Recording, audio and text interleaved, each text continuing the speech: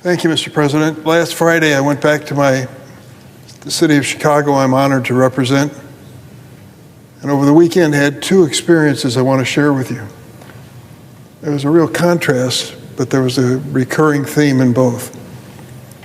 The first was at a church in the city of Chicago on Friday, Christ Lutheran Church.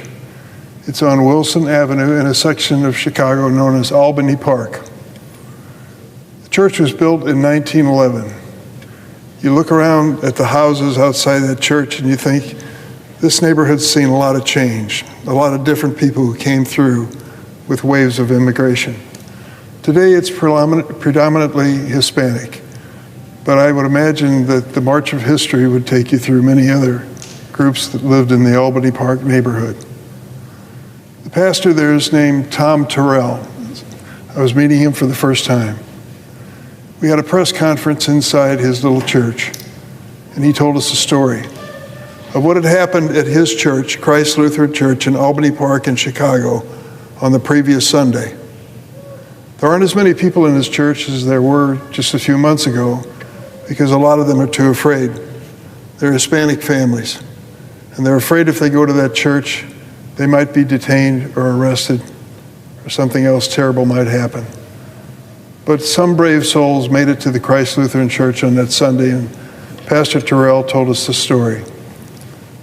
At the end of the ceremony at noon, the people were leaving and heading home, walking away from church, when an unmarked van pulled up and ICE agents came out of it and started to ask questions of the people that just came out of church.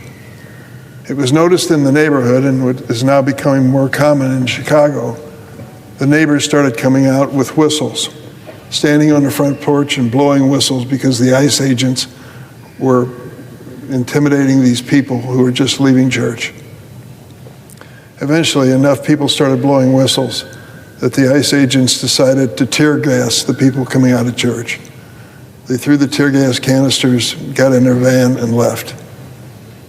Going to church on Sunday in Albany Park in the city of Chicago was an opportunity for an ICE raid. That's what's happening in the city of Chicago, and it's not confined to that neighborhood. It's happening there and in the surrounding suburbs. Are the people afraid? You bet they are. They're afraid of what's going to happen to them and their families. The stories come pouring in, one after the other. Remember how we got started in this conversation? Remember when the president said at his rallies over and over again, we're going after rapists, terrorists, murderers, those who are criminally insane, and those who are predators of children. They came into this country illegally and they're not going to stay. Well, Christ Lutheran Church was not the place to visit if you're looking for those categories. Those people there were not guilty of any crimes other than going to church, if that's a crime in the eyes of some. Certainly isn't in my eyes. That's the reality. 70% of the people who are being detained and arrested in the city of Chicago have no criminal record. No criminal record. And yet they're being intimidated. The restaurants in many parts of the city aren't what they used to be. People are not going shopping. They're afraid to go outside at all. That's the reality. My second experience this week in Chicago is on the same theme. Mr. President, on Saturday, an estimated 7 million Americans across this country took to the streets peacefully with a singular message to President Trump and his enablers. We have no kings in the United States. That included 100,000 people in Chicago, and I was proud to be one of them. That's the front line, as we know, of the president's assault on our democracy, our civil liberties, and our rule of law. Now, I've been in Congress for 4 decades, so believe me when I say that the turnout in this march was the largest I've ever seen at any political gathering. It was amazing. The president is trying to tell the world that it's unsafe to be in the city of Chicago. Well, the weekend before this, we had our 53,000 runners in the Chicago Marathon with tens of thousands of supporters and family cheering them on. They weren't afraid to be in Chicago, and neither was I. And this last Saturday, this gathering of people in the city of Chicago, without violence, expressing themselves as Americans, disagreeing with our government, which is part of democracy, was a peaceful gathering by and large. I joined the march in the city of Chicago and carried a sign that read, "Hands off Chicago," and I meant it. Chicago is a great city. It faces challenges, but all cities face challenges. These challenges must be addressed with solutions that are consistent with our American values.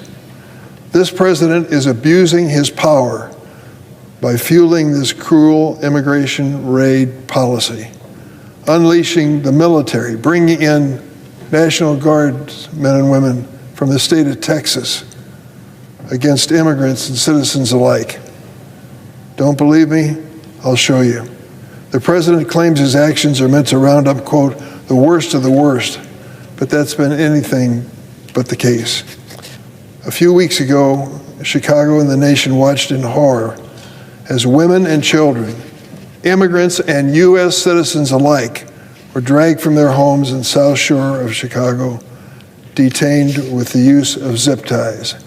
Imagine your child rousted out of bed in the middle of the night when the front door of your apartment is crashed down, and that child is taken downstairs, separated from his mother and father with a zip tie, holding his hands together.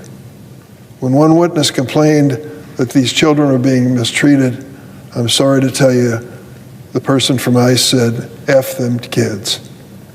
And just last week, ProPublica reported that in the first 9 months of the Trump administration, ICE held over 170 American citizens across the country, kicking, dragging, beating, and detaining some of them for days.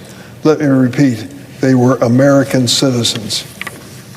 Take Maria Greeley, a Chicagoan and U.S. citizen detained by federal agents earlier this month in Chicago. She showed them her passport, but they zip-tied her and held her for hours because she, quote, didn't look like someone named Greeley. Let me give you another example. On October the 3rd, Juan Munoz, trustee for the township of Oak Park in Illinois, stood with protesters outside the ICE Broadview processing facility along with other elected officials. Federal agents picked him out of the crowd, shoved him to the ground, and arrested him while they left his colleagues alone. They held him for 8 hours. Why did they hold Juan Munoz for that long and not his colleagues? He was a person of color. Does this sound like the work of an administration set on reducing violent crime? I think not. This cruelty is all for show. While Americans continue to pay inflated prices at the checkout aisle and face the prospect of skyrocketing healthcare premium costs, this is what our president is focusing on. We, the people, stood up this weekend to the president's abuses of power. I hope the Supreme Court, when the time comes, will do the same. The founders of this nation designed the Constitution to protect generations of Americans from the very abuses we are watching unfold before our eyes today. They understood the dangers of a military turned against its own people and limiting their role in civilian affairs. President Trump's claims of so-called invasions, rebellions, emergencies to justify calling the military into American cities like Chicago are baseless. They are simply attempts to bypass laws and the checks and balances of the Constitution. Judges in Portland, Oregon, and Chicago, Illinois, appointed by presidents of both political parties, have agreed. In upholding a ruling temporarily barring the deployment of troops in Chicago, the Seventh Circuit Court of Appeals concluded, and I quote, "The facts do not justify the president's actions in Illinois. Political opposition is not rebellion." In fact, the court noted the Department of Homeland Security itself claims the protests have not slowed down their operations and that ICE has increased its deportations and arrests. Political opposition, peaceful protests, even nonviolent civil disobedience are not rebellion. They are the bedrocks of our democracy. And if there are legitimate concerns with maintaining law and order, protecting public safety, and controlling crime, the Constitution preserves the power to address that to the states, not the federal government. Whether in Chicago, Portland, Los Angeles, Memphis, or the District of Columbia, it is civilian authorities, state and local law enforcement, that have the primary responsibility for enforcing the law. I'm glad to see federal judges, including judges appointed by President Trump himself, upholding their constitutional responsibility to interpret the law and apply it to the facts. It's no surprise that President Trump is now asking the Supreme Court's conservative supermajority to green light his abuse of power and allow him to deploy troops regardless of statutory limit or the actual facts on the ground. The Supreme Court should reject the president's petition. There is no emergency that would justify bypassing the regular appeals process and resolving this case on the court's shadow docket without full public scrutiny that it deserves.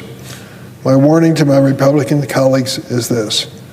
Durbin of Illinois is standing on the floor of the Senate today telling you what's happening to the state and people I love to represent. If the president is allowed to send the military against his own citizens in Chicago without regard to the laws enacted by Congress, what guardrails are left to preventing him from doing it to you in your home state, to the people that you are proud to represent here in the Senate? We cannot sit idly by while a person who wants to be king takes us down the path to authoritarianism.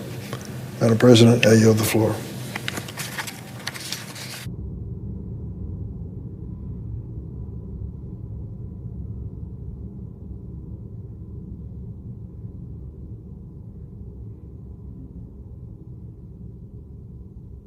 During remarks on the Senate floor Monday, Senator Dick Durbin, Democrat, Illinois, called on the Supreme Court to reject President Trump's request to deploy the National Guard into Chicago. Durbin recounted two emotional moments from his recent visit to his hometown that underscored the fear spreading across immigrant communities and the growing concern over the president's use of power. He began by describing a disturbing incident at Christ Lutheran Church in Chicago's Albany Park neighborhood.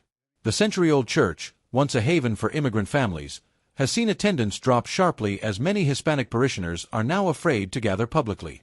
According to Durbin, on the previous Sunday, unmarked ICE vans appeared outside the church as families left Mass. Agents questioned congregants, prompting neighbors to come outside and blow whistles in protest. The confrontation escalated when agents allegedly threw tear gas canisters before fleeing the scene. Durbin said this raid reflected a pattern of fear gripping communities across Chicago. Despite the administration's promises to target rapists, murderers, and terrorists, he noted that about 70% of those detained in the city had no criminal record at all. Families, he said, are now too afraid to attend church, dine out, or even step outside their homes. He contrasted that fear with the courage shown just a day later when roughly 100,000 Chicagoans joined millions of Americans nationwide in peaceful marches denouncing what they saw as the president's abuse of power. Carrying a sign reading, "Hands off Chicago," Durbin said the massive, nonviolent turnout was proof that democracy and dissent remain alive, despite the administration's attempts to silence opposition. The senator accused the president of using immigration enforcement as a political weapon, claiming that the White House had authorized the use of military personnel and National Guard members from Texas to detain immigrants and even U.S. citizens. Durbin cited multiple cases in which American citizens were zip-tied, detained, or beaten by ICE agents who questioned their citizenship based on appearance alone. One such case involved Maria Glay, a Chicago-born citizen who presented her passport yet was still detained because agents claimed she didn't look like someone named Glay. Durbin condemned what he called the cruel theater of these operations, arguing that they do nothing to address real issues like inflation or rising healthcare costs. Instead, he said, the president is manufacturing a crisis to justify using the military against civilians. He warned that Trump's claim of a domestic rebellion to authorize troop deployment was legally baseless, and he praised federal judges, including Trump-appointed ones, who had ruled that political opposition is not rebellion. Durbin urged the Supreme Court to resist the president's pressure campaign to fast-track approval for military deployment in U.S. cities through the court's shadow docket. He argued that such an unprecedented move would erode constitutional checks and pave the way for authoritarian control. Closing his remarks, Durbin delivered a stark warning to his Republican colleagues. If the president can use federal forces against citizens in Chicago, he said, nothing would stop him from doing the same in their states. We cannot sit idly by while a person who wants to be king takes us down the path to authoritarianism, Durbin declared, urging the Senate and the courts to defend the Constitution before it's too late.